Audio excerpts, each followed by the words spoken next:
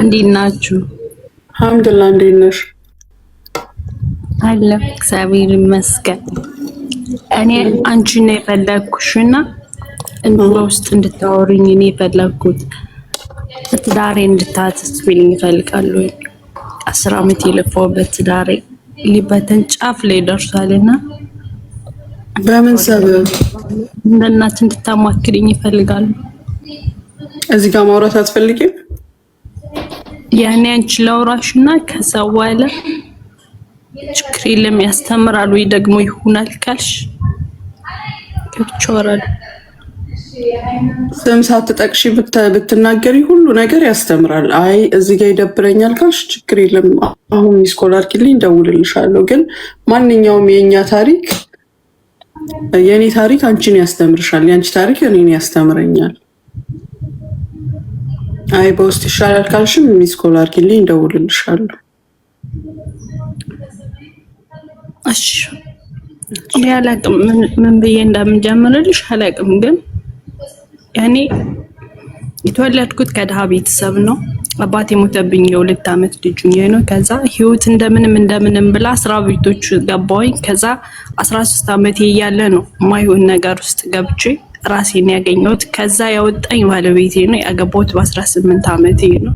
አሁን እግዚአብሔር ይመስገን የ7 ዓመት ሴት ልጅ አለችኝ።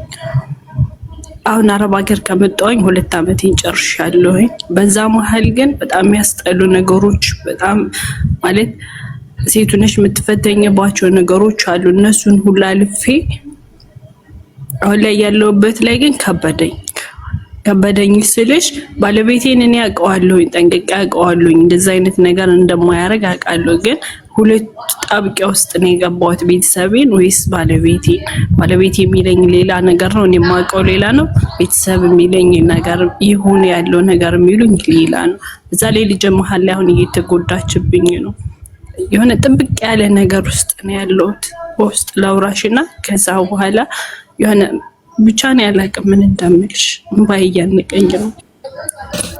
ምንም ችግር የለም አዋሪኝ በውስጥ በኩል። አሁን ላልሽው ነገር አንድ ነገር ግን ልበልሽ። በህይወትሽ ውስጥ ቤተሰብ የራሱ ቦታ ይኖረው፣ ባልሽ የራሱ ቦታ ይኖረው። እሺ ቤተሰብና ባልን እኩል ለማስተናገድ አታስቢ። ኦኬ በብዙ ባለውለታዎችሽ ቤተሰቦችሽ ናቸው። ሁሉ ነገሮችሽ ቤተሰቦችሽ ናቸው። ግን ከዚህ በኋላ የህይወትሽ ፓርትነር የህይወትሽ አንደኛው አካል ባልሽ ነው። ቤተሰብን እንደ ቤተሰብነቱ እያከበርሽ ማድረግ የሚገባሽን እያደረግሽ፣ ነገር ግን የህይወት አጋርሽን ደግሞ አምነሽ አግዘሽ ታዘሽ ችግር እንኳን ቢኖር አስተካክለሽ መኖር ነው እሺ ያለብሽ። ቤተሰብንም ባልንም እኩል ህይወትሽ ውስጥ የሚጋሩ ሰዎች አታደርጊያቸው። እሺ ትልቁን ቦታ መጀመሪያ ለራስሽ ስጪ፣ ለነፍስሽ። አንቺ ስትኖሪ ነው ቤተሰብንም የምታከብሪው ባልሽንም የምታከብሪው። ከዛ በተረፈ ደግሞ አካፊያቸው እንጂ ሁለቱንም በአንቺ ላይ መብት እንዲኖራቸው በአንቺ ላይ አንቺን ድራይቭ እንዲያደርጉሽ አታደርጊ። ለሁለቱም ልክ ይኑራቸው። ስታስተናግጃቸውም ባልን በባልነቱ ቤተሰብን በቤተሰብነቱ። እሺ አይዞሽ፣ አዋራሻለሁኝ። እሺ አመሰግናለሁ። ስትኖሩ ቤተሰብ የህይወታችሁ ስር መሰረት፣ ሁሉ ነገራችሁ ቤተሰባችሁ ነው። ኢቨን እናትና አባትን የማክበር ግዴታ አለባችሁ፣ የማገዝ ግዴታ አለባችሁ። በእናት በአባቱ ያልተመረቀ ሰው ህይወቱ ሁሉ የተመሰቃቀለ ነው። መስማትም የሚመክሯችሁን ቤተሰብ ምንም ቢሆን ምንም ለእናንተ ክፉ ነገር አያስብም። እናት አባት ስፔሻሊ በፍጹም የእናንተን ክፉ አይፈልጉም። ነገር ግን ልክ አለው፣ ሁሉ ነገር ልክ አለው። እስከተወሰነ ጊዜ ድረስ እስከተወሰነ እድሜ ድረስ ከነሱ ትዕዛዝ ከነሱ ምክር ከነሱ ነገር በፍጹም መውጣት የለባችሁም።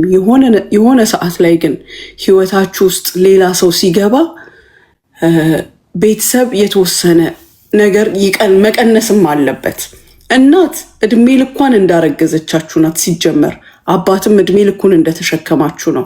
ቢሆንም ግን ከመሳሳታቸው የተነሳ ምንም ነገር አጠገባችሁ ባይደርስ አጠገባችሁ የደረሰው ሁሉ የሚያጠቃችሁ፣ የሚበላችሁ፣ የሚያታልላችሁ የሚመስላቸው አሉ። ታውቃላችሁ። ለባል እንኳን ሲሰጡ እግር ስሞ እየወሰደ ጉልበት ስሞ እየወሰደ ባል ሴቷን ሲወስድ የሚቃጠል አባት አለ። ማግባቷን እየፈለገ የልጅ ልጅ ማየት እየፈለገ ለልጁ የሚሳሳ አባት አለ። እናትም አለች። አንዳንድ እናትና አባትም ደግሞ ወንዱ ልጃቸው ሲያገባ የተሻሙት የተነጠቀባቸው እንዲህ የሚመስላቸው ይሄ ሁሉ ከፍቅር ነው፣ ስስት ነው። ያ ደግሞ ህይወታችን ውስጥ ትልቅ ችግርና ረብሻ ይፈጥራል። ቤተሰብን አክብሩ፣ ስሙ። የሚጠቅመውን ምክር ያው እናንተ ታመዛዝናላችሁ፣ የሚጠቅማችሁን ነገር ውሰዱ። ግን ትዳራችሁ ውስጥ ኢንተርፌር እንዲያደርጉ አትፍቀዱላቸው። ይምከራችሁ፣ ስሟቸው፣ ግን አይበጥብጡት። እሺ ይሻላል በአላ እንደዛ ነው የምላችሁ። እሺ ባል ደግሞ በተለይ ሴቶች ባል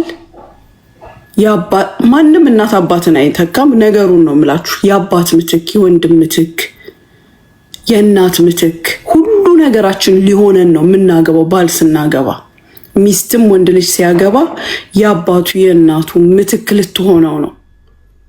ስለዚህ በህይወታችሁ ቦታ ስጡ። ለባልም ወንዶች ለሚስት፣ ሴቶች ለባል። ባልን አክብሩ፣ አማክሩ። ለቤተሰቦቻችሁ ለምታደርጉት እያንዳንዱ ነገር ከሱ ጀርባ ያረጋችሁ እንዳይመስለው። ኢቭን በራሳችሁ ገንዘብ ቢሆን ኢቭን በራሳችሁ ነገር ቢሆን ማወቅ እንጂ መከልከል አትችልም የሚለውን ነገር አስተምሩት። ሴቶች ስፔሻሊ ልንገራችሁ፣ ምንም ነገር እሱ ከሚሰጣችሁም ላይ ብታደርጉ እንደገና ከራሳችሁም ብታደርጉ አሳውቁት። ያንን ስትሉት ምን ማለት ነው? የማደርገውን ነገር ማወቅ ትችላለህ፣ መከልከል ግን አትችልም የሚለውን ነገር ታስተምሩታላችሁ። ስለዚህ እያንዳንዳችሁ በህይወታችሁ የምታደርጉትን ነገር ከባል ጀርባ አታደርጉ፣ በፍጹም አታደርጉ። ወንድም ደግሞ ለቤተሰብ የማድረግ መብትም ግዴታም ነው ያለብህ። ስታደርግ ግን ከሚስት መደበቅ የለበትም። ሚስት ማወቅ አለባት፣ አክሴፕትም ማድረግ አለባት። ፊት ለፊቷ ስታደርገው የምታደርገውን ነገር አንተም ብትሆን ልክ እንደ ሴቷ ምን እያልክ ነው ያለኸው ማወቅ መብትሽ ነው። መከልከል ወይም ኢንተርፌር ማድረግ እዚህ ነገር ውስጥ አትችይም የሚለውን ነገር እየተናገራችሁ ነው። ገባችሁ? እናንተ ተግባራችሁ የምታደርጉት ነገር ግዴታንና መብትን ያሳውቃል። የምትደብቁ ከሆነ የምታደርጉትን ለቤተሰቦቻችሁ የምታደርጉትን ነገር ከደበቃችሁ ያ ነገር ወንጀል ነው ማለት ነው፣ ክልክል ነው ማለት ነው። እሱ ውስጥ የሚቀረጸው ወይም እሷ ውስጥ የሚቀረጸው ከሱ ጀርባ የምታደርጉበት ሰበብ የማይደረግ ነገር ስለሆነ ነውር ስለሆነ ነው ማለት ነው። ሶ ስታደርጉ ከጅምሩ ሚስትም ስታደርጊ ባልሽ ፊት አድርጊ። ቤተሰብሽን ስታግዢ ስትረጂ ባልሽ ፊት አድርጊ። ወንድም ቤተሰብን ስታግዝ ስትረዳ ሚስት ፊት አድርግ። ምክንያቱም እየተላመዳችሁት መሄድ ያለባችሁ ነው። ስላገባህ ማቆም አለብህ፣ ቤተሰብ መርዳት የለብህም። ኖ መርዳት አለበት። ወልደው አሳድገውታል። በህይወት እስካሉ ድረስ የመጦር ግዴታ አለበት። ሴቷም እንደዚሁ። ሴት ነሽና በባልሽ ገንዘብ ነውና የምትኖሪው ምንም ይሄንን አፎርድ ማድረግ ስትችል አግባት፣ እርዳት፣ አግዛት። ቤተሰብን መታገዝ አለበት፣ ግዴታ ነው። አንድ ፖይንት ዛሬ ተማርን። በቃ ሲረዝም ይደብራል።